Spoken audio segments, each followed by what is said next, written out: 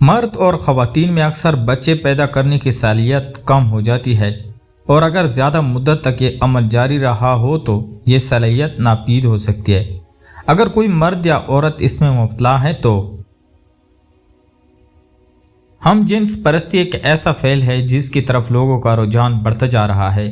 مرد کا مرد کے ساتھ اور عورت کا عورت کے ساتھ تسکین حاصل کرنے کا یہ عمل مخالف جنس کے نسبت قدرے آسان ہے۔ مثال کے طور پر ڈر اور خوف کم ہوتا ہے، پکڑے جانے کا ڈر، رسوا ہونے کا ڈر، شک و شبہات کا ڈر، کسی کی نظروں میں آ جانے کا ڈر وغیرہ وغیرہ اس عمل میں مخالف جنس کی نسبت کم ہوتے ہیں۔ ایک ہوٹل کا کمرہ اگر 2 لڑکے یا پھر 2 لڑکیاں بک کرواتے ہیں تو ان سے نکاح نامہ نہیں مانگا جاتا۔ 2 لڑکے اگر ایک ساتھ سو رہے ہیں تو شک نہیں کیا جاتا۔ 2 لڑکیاں، 2 سہیلیاں، 2 کزن اگر ساتھ سو رہی ہیں تو کوئی شک نہیں کیا جاتا۔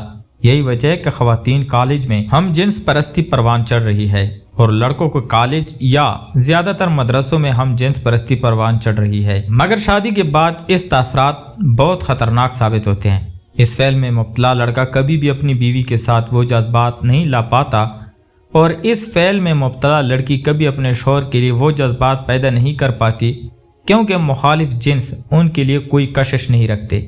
یہ ہم جنس پرستی سے تسکین حاصل کرنے کے عادی ہوتے ہیں۔ یہی وجہ ہے کہ کچھ مرد خوبصورت اور حسین بیوی کے ہوتے ہوئے بھی ایک حلال اور پاک رشتے کو چھوڑ کر ایک گند میں منہ مارتے ہیں، اور خواتین شادی کے بعد پھر خواتین ہی کی تلاش میں رہتی ہیں، اور اس طرح ازواجی زندگی تباہی کا شکار ہو جاتی ہے۔ اس وقت دنیا میں اس فعل کا رجحان تیزی سے بڑھ رہا ہے۔ کئی ممالک میں یہ فعل قانونی طور پر جائز ہے۔ سب سے زیادہ اس فعل کو حامی امریکہ ہے۔ یہ فعل قوم لوط سے شروع ہوا تھا۔ ہم جنس پرستی کا فعل یوں بھی غلط ہے کہ اگر سارے مرد اور ساری خواتین ایک دوسرے کے ساتھ ہی تعلق قائم کر لیں تو انسان کی بقا بلا کیسے ممکن ہے۔ کچھ لوگ اسے مورثی یا جینیٹک بیماری قرار دیتے ہوئے کہتے ہیں کہ اس کا کوئی علاج ممکن نہیں ہے، جبکہ حقیقت میں یہ ایک نفسیاتی مسئلہ ہے، ایک ذہنی بیماری ہے۔ اس علاج میں مخالف جنس کی کشش کا پیدا ہونا نہایت ضروری ہوتا ہے۔ ہم جنس پرستی میں مبتلا مرد خواتین میں اکثر بچے پیدا کرنے کی صلاحیت کم ہو جاتی ہے، اور اگر زیادہ مدت تک یہ عمل جاری رہا تو یہ صلاحیت ناپید ہو سکتی ہے۔ اگر کوئی مرد یا عورت اس میں مبتلا ہے تو اس کے ساتھ جہنمی کا ٹیگ مت لگایا کریں، بلکہ ان لوگوں کو آپ کی مدد درکار ہوتی ہے۔ ان کے ساتھ اچھا سلوک کریں اور کسی طرح اس فعل سے بچانے کی کوشش کریں، مگر یہ یاد رکھیے کہ آپ کو دونوں پر محنت کرنی ہوگی، ورنہ آپ ایک پر کام کریں گے تو دوسرا ساتھی اسے واپس اسی فعل کی طرف لانے کی کوششیں جاری رکھے گا، اور آپ کی محنت رہ جائے گی۔ یا دوسرے پر بھی خود کا کام کریں یا اس کے گھر والوں کو انفارم کریں۔ اپنے بچوں پر خصوصی توجہ دیں، اس کا خیال رکھیں اور باہمی تعلق کو مضبوط رکھیں۔ جاننے کی کوششیں کیا کریں کہ آپ کے بچوں کو کسی بڑے عمر کے شخص کی جانب سے استعمال تو نہیں کیا جا رہا۔ یہ کوئی بیماری نہیں، ایک لذت ہے، اور لذت سے آشنا ہونے کے بعد انسان اس کا عادی ہو جاتا ہے۔ عادت کو بیماری نہیں، عادت کہا جاتا ہے۔ کسی کو بھی کم عمری میں جب کوئی دوسرا بڑی عمر کا شخص اپنی تسکین کے لیے استعمال کرتا ہے تو اس کم عمر شخص کو اس کی عادت پڑ جاتی ہے۔ شراب سے جتنی بھی نفرت ہو، اسے پینے کے بعد انسان اس کا عادی ہو جاتا ہے، جبکہ وہ خود کو ملامت بھی کر رہا ہوتا ہے، کوستا بھی ہے لیکن پھر بھی پی رہا ہوتا ہے، کیونکہ عادت بن گئی ہے۔ اب اس سطح پر احادیث بھی اثر انداز نہیں ہوتی۔ ان کے اس عمل کا آغاز ہمیشہ کم عمری میں ہوا۔ کسی کو کزن نے استعمال کیا، کسی کو قاری نے، کسی کو استاد نے، تو کسی کو محلے کے کسی لڑکے نے پیسوں وغیرہ کی لالچ دے کر استعمال کیا۔ جب کچھ عرصہ تک یہ سب مسلسل چلتا رہے تو ایسا انسان عادی میں مجرم بن جاتا ہے۔ جیسے چرس یا شراب پینے والے کو اگر یہ میسر نہ ہو تو وہ جنونی اور پاگل ہو جاتا ہے، ٹھیک اسی طرح ان لوگوں کو خود پر قابو نہیں رہتا۔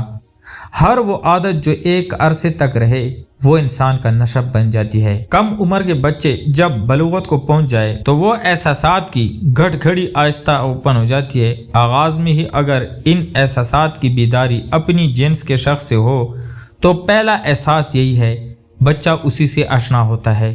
ذہن نشین کر لیں کہ کم عمری میں آپ کے بچوں کا استعمال کوئی غیر نہیں بلکہ آپ کے قریبی رشتہ دار یا جاننے والے ہی کرتے ہیں۔ یہ مرد بھی ہو سکتے ہیں اور عورتیں بھی۔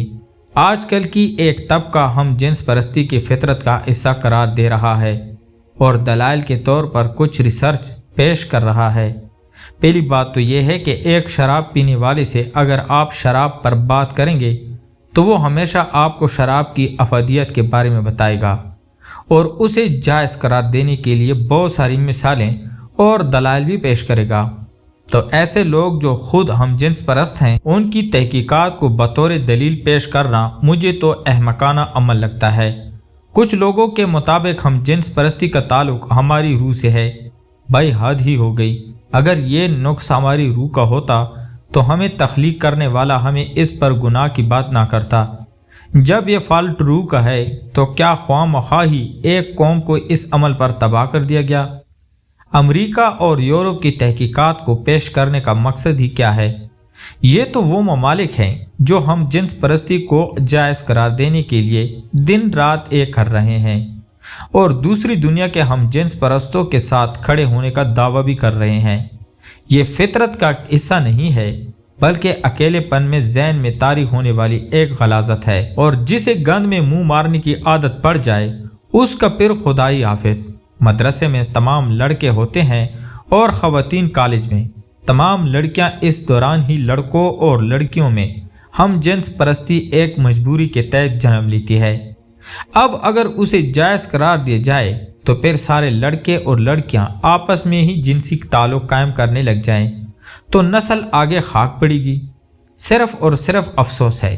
خیر، میں سوچتا ہوں کہ حضرت نوح علیہ السلام کی کشتی سے پاخانہ بھی وہی لوگ صاف کر رہے تھے جنہوں نے اس کشتی کو گندا کرنے کی نیت کی تھی، تو ہم جنس پرستی کو جائز قرار دینے والوں کے ساتھ بھی خدا کچھ ایسا ہی کرے گا۔ اسلام دین فطرت ہے۔ اللہ تعالیٰ نے مرد کو عورت اور عورت کو مرد کے لیے پیدا کیا، دونوں کو ایک دوسرے کی رات کا سبب بنایا ہے، اور یہاں بھی حد مقرر کی ہے کہ صرف نکاح کی صورت میں ایسا کر سکتے ہیں۔